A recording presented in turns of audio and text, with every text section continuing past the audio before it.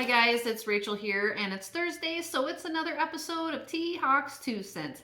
Today, my 2 cents is going to be a little bit different. I'm not going to be showing you guys a skill or something that I have going on in the studio.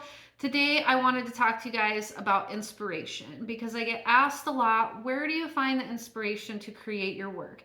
And I just want to quickly say that I don't wait around for inspiration to hit a lot of times. If there's this concept out there that inspiration, it hits you like a bolt of lightning and then you're off to the races, you're creating work, and everything that comes out of that inspiration is fabulous. I just have to say, if you're waiting around for inspiration, sometimes you can miss the opportunity to make really great work.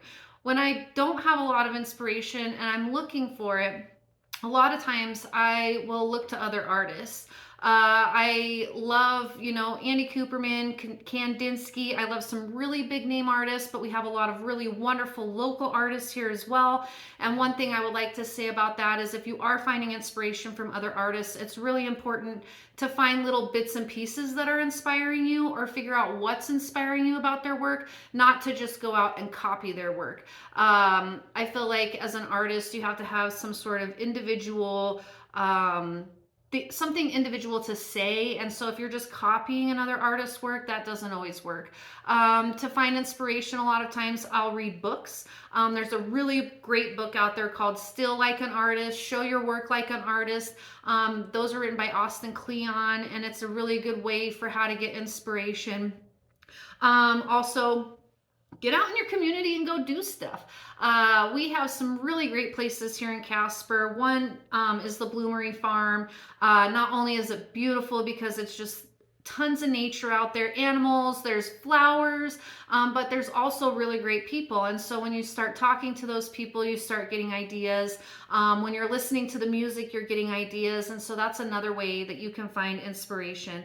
Another way that I find inspiration sometimes is I go to the hardware store. If you're taking like a little trip to Ace Hardware, you can go through the aisles and sometimes you can find little objects or things that help you feel inspired to create something. And so there are lots of different ways to find inspiration, but the biggest thing I would say is not to wait for inspiration to strike you, but to go out and look for inspiration so that you can continue to work and you don't get stuck and you don't feel that artist block, because when you do feel the artist block, sometimes it can be really hard to get out of that.